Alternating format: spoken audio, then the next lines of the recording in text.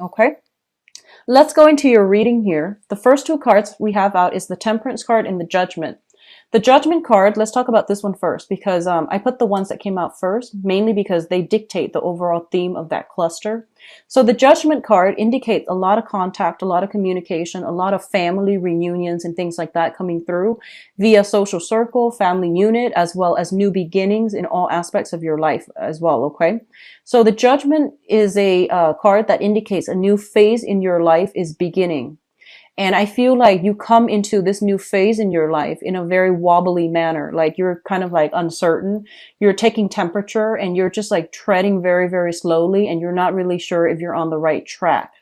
I feel for a lot of you, a relationship might have recently solidified and you're trying to work your way around each other. And then others of you, major, like decisions have been made very, very recently when it comes to romantic partners. So that can be, moving in together. That can be, I feel like more on the emotional front. It's something that is emotionally destabilizing for you because it's new, it's different, and it's something that you're not used to.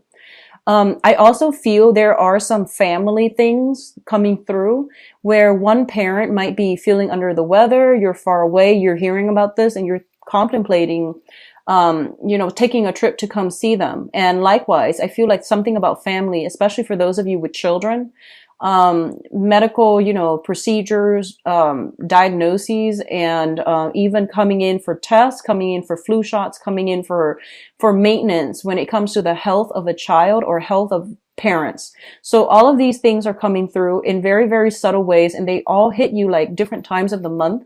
And I feel like, all of a sudden you get a call and it does worry you because you are a very family oriented sign.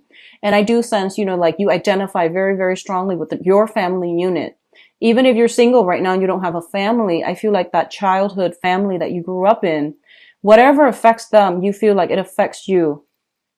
So I do see a lot of that coming through, and then, people playing phone tag, and then you have to get back to them, when you can. And then when you can, you stay on the phone for way too long because they have a lot of other things that they want to tell you. So I feel like it's just a lot of time that is being devoted to family members to, especially if they're going through some type of medical diagnoses and things like that. Okay. The Temperance card comes in as a reminder for moderation. This is a card greatly about like, not over drinking, not overextending ourselves, knowing when to pull back our energy and knowing when to extend outwards. So I feel like you need to find some type of a middle ground as to how you spend your time, as to how you manage things in your life, and as to how you don't let troublesome things, troublesome relationships, troublesome information coming from your external environment. Like, don't let it destabilize you. Find a way to process it, deal with it. And I don't want to, sound condescending by saying that, but I feel that you have your own responsibilities that you need to take care of. And you're not there to, soothe other people's problems. They're supposed to be self-sufficient in that manner. So you're not there to be, everybody's fix-it lady or man. You need to draw back your energy pretty much, okay? So don't extend outward, draw back in, and don't let yourself get swept away by the emotional ties of everything that's happening around you. And that is easier said than done, but I feel it is going to be required this month. So if you have a little bit of alone time, find things to do with your hands so that you're letting that overactive energy dissipate. So rather than sitting there thinking about it and ruminating over things, or keep talking about things or keep thinking about things, find something to do to keep your mind occupied, keep your hands busy so that you're not thinking about it and you're immersed in the moment. Okay. The next two cards that are coming through is the Five of Swords and the Seven of Pentacles. Now, the Seven of Pentacles is it's a situation where you have devoted a lot of your time, love, nurturing, attention into a situation. So this is like, going through that period where you've done all the preliminary work in order to reap the benefits of your the fruits of your labor. And, what I feel is there is some type of a disappointing news coming through. So I feel very strongly for some of you, if you are like, applying for school, And I know it's weird, it's November, but you're applying for school. You might have taken some exams in order to apply for school, and then you might realize that, um, the school of your choice, they require higher scores, so then there's something about readjustment here that needs to happen. The Seven of Pentacles is a very, very good card. It's like waiting on a decision from somebody else. However, it's linked up with the Five of Swords, which is an empty victory card. It's like victory at somebody else's expense. And then as a result of it, I feel like, yes, you might get what you're asking for, but at whose expense? So I feel like it's a double-edged sword when it comes to like, something you devoted a lot of your time in, and now it's coming through, it's bearing fruit. But you might now realize that this is not something that your heart was entirely set on from the get-go. And a lot of you, some of the times, it reminds me of this, where you might want something, right? And then once it's like in front of you, you realize that you might want something else. And that can extend towards, school applications, that can extend towards like job offers, that can also extend across relationship sectors as well. Somebody might be attached and you feel like you really want this person. You might reach out to the person. And then, they leave their family, their spouse and things like that for you. And then you realize, you know what? I might have just wanted that competition. I might not have wanted that thing. So these are, things that could potentially play out.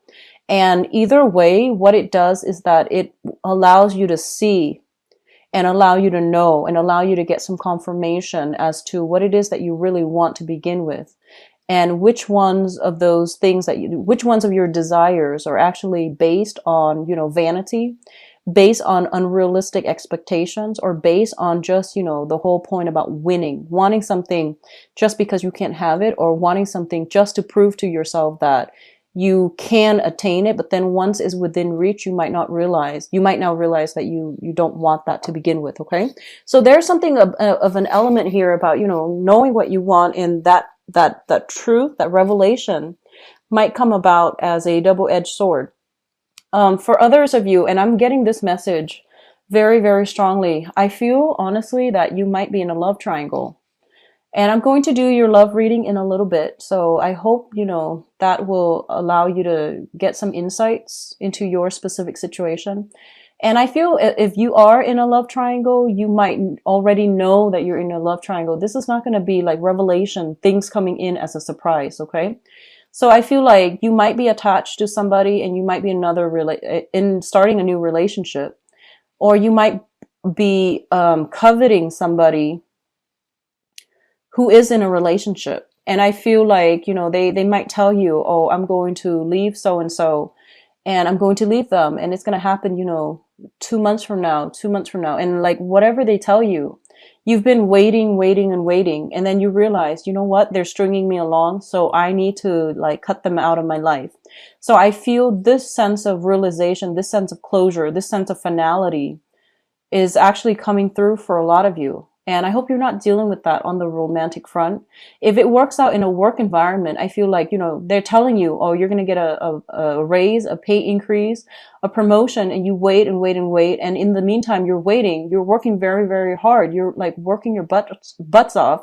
And as a result of it, you just realize, they're stringing me along. So I feel like either way, this month is going to bring a massive amount of closure. And this is actually an energy I've been feeling for a lot of signs, not just for you guys, but I feel like for you guys, it's a little bit more clear so that you can move once and for all past it, and that you can focus your energy on people, on projects that are worth your time. So that's coming through here. The next cluster here, we have the Queen of Cups as well as the Eight of Pentacles. So you have a water sign. This is a Pisces, a Cancer, or a Scorpio. This is somebody with a lot of good advice, good counsel, and somebody that, you can turn to, whenever you need some guidance. So I feel like this can serve as a relationship partner, but or even a friend, or a family member. But what I'm feeling overall is that this is somebody who's very, very emotionally supportive of you. So whoever they are in your life, they are, sun, moon, or rising, Pisces, Cancer, Scorpio. They are somebody who is very kind, emotionally supportive. They believe in you, and they always, like praise you, say good things about you, and they give you that emotional support. And they might, so for example, they might tell you, reach for the stars and you will always, always achieve your dreams. And I feel like even through the times that you doubted yourself, through like many disappointments, they have always been there for you. And I feel like this is the month in which this person is going to be front and center in your focal point, and they are going to give you, if you were trying to reach for the stars and you feel like you have failed, or you feel like you need to do some readjustments when it comes to your goals and expectations, I feel like they're still there giving you that emotional support, and they're showing you how to do something in order to move things along. A lot of you might be sending out resumes, and I feel like resumes for scholarships, resumes for schools, resumes for work. If you are sending out resumes for work, I do feel this person, well, for whatever you're sending out for, I do feel this person is giving you some valuable insights as to, what you should include. And I feel that it would be in your best interest to try to follow their advice. They're going to give you very, very good, solid advice. If you are looking for work, if you're thinking about, applying for schools and, changing your career direction. So before, if you were doing medicine, now you might be thinking about law. That's also what I'm feeling. And you might be doing like a drastic 180 where you're just like, I'm not really sure if this is the right career track for me. So I want to explore this other option. And I feel like you have somebody here that's going to be able to give you some guidance. Okay. One of the things that they might say to you here is, don't be so, they might say something like, so that you know who this person is. They might tell you, don't abandon projects too early. They might tell you, keep working at it, work at it until you've exhausted all possibilities before you change your direction. So there's somebody who really values hard work and dedication and, that stick-to-itiveness.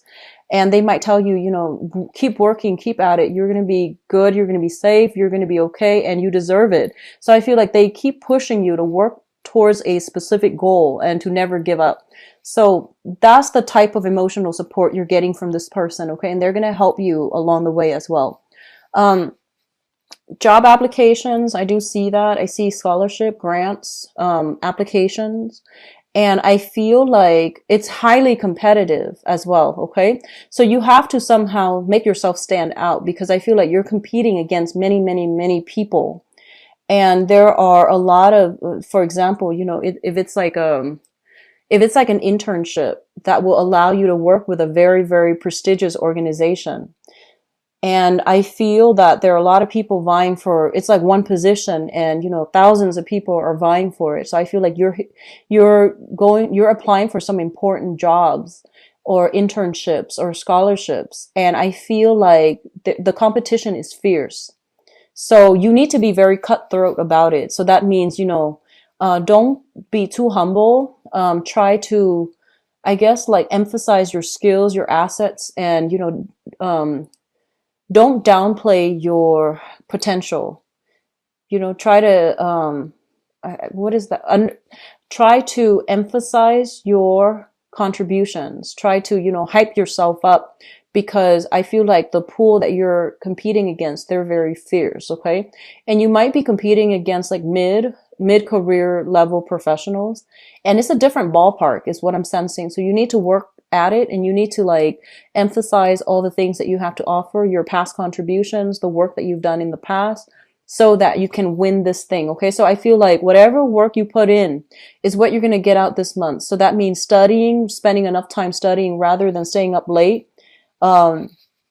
worrying about other stuff that's not marginally related to what you're supposed to be studying about, taking care of your responsibilities, doing work in a very diligent manner, as well as, putting yourself out there and being like the prime candidate that they're looking for. So things are going to be very, very good for you. Now, what is coming through in terms of your advice here? We do have the Two of Swords. And the Two of Swords is basically a decision, okay? This is a card about indecisiveness. This is a card also about denial, blocking out the truth, and all of those things. Now, I don't read these cards in upright or reverse position. I just read them in relation to one another, how they fall within a cluster, and the card that is associated with them. The Two of Swords is a situation where you are going to have to make a major decision as it pertains to your career track. And I do feel for a lot of you, I feel this element about, other people are coming into you and they're bringing their stories and they're just like, hey, I did this. And, within 3 months, I made this much money. So they're bringing you kind of like, I feel like, stories of success, but they seem almost like a pipe dream. So they're selling you a dream. And I feel like a lot of you might be taken in by these things, by these stories, like get rich quick schemes come to mind. Shortcuts, financial, doing some financial investment or even some long-term planning and opening up businesses is what I'm feeling. But you feel like it's a gamble. And a lot of you are just kind of like have been going through your life, doing the right thing, like getting that job, working 9 to 5, working your butts off and, trying to do things in a correct manner. It might be slow, but it has worked for you. And then all of a sudden you might have people coming through with these get rich quick schemes and they're like blowing your mind and you want to believe them. But I feel like there's a lot more to the story that you're not being given information on. Okay.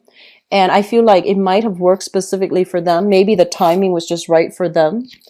Whatever the circumstances is that I feel like you're not being fed the entire story. So you want to be careful. You want to do the preliminary research on your own. And I feel like at this point, a lot of you are financially, you're in a good space, but you're trying to decide on a career path that you're going to go into.